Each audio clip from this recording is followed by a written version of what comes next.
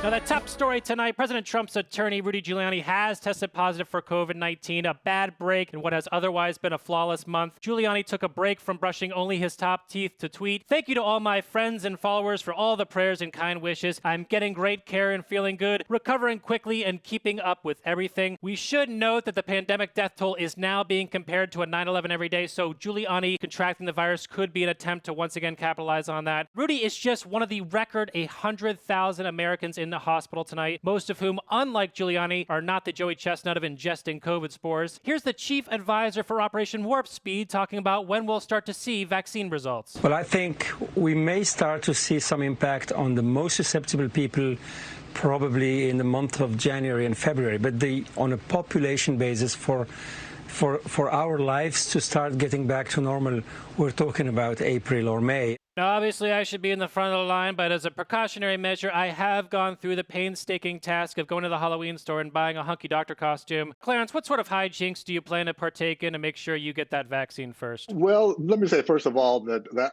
I wish Rudy Giuliani a speedy recovery, as I say to everybody who has COVID. Oh, yeah, I forgot that part. As far as my own hijinks are concerned, or masks, I plan to wear one that says "Make America Whole Again" after the Trump administration. Oh. You know, this vaccine can't come soon enough. The first thing I'm going to do post-vaccine is walk into a Macy's and spend 1 full hour trying to decide between buying a blouse in cream or beige. Get them both, girl. You deserve it. Oh, what were we talking about? Was it COVID? That's right, James. And I gotta say, I'm excited for a vaccine, but I'm blessed to be as healthy as I am. It's important to me that essential workers, the elderly, and the immunocompromised have access to the vaccine before I do. They need it more. That's just the way the distribution works. He's trying to claim selfless something he has no choice in.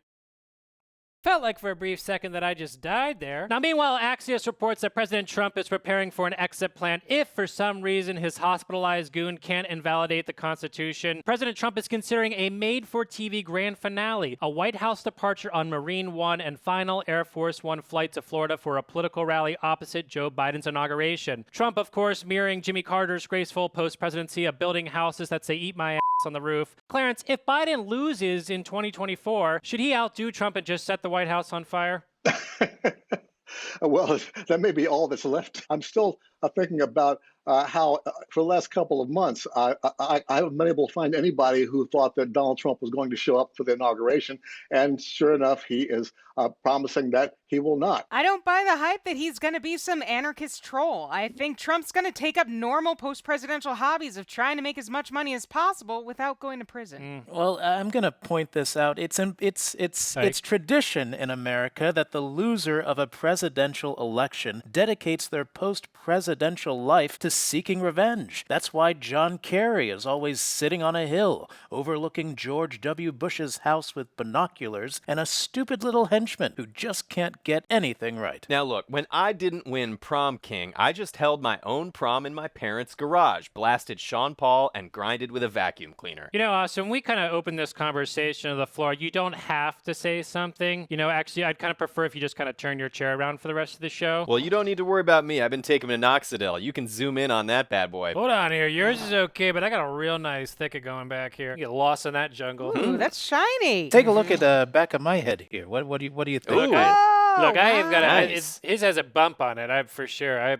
I feel like I'm winning whatever this is. I don't know. The Bloom bump has won many a blue ribbon at many a state fair. And what do you think is the secret to your success? Well, I don't try too hard. I just try to let the bump be what it wants to be. I do want to note that all my dandruff, that's actually nutmeg. I put that there myself with a little microplane every morning.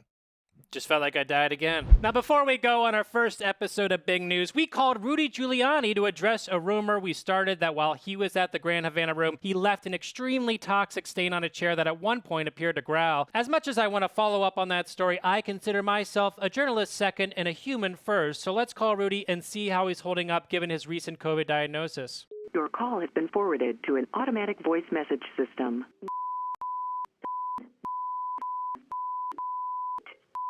Is not available.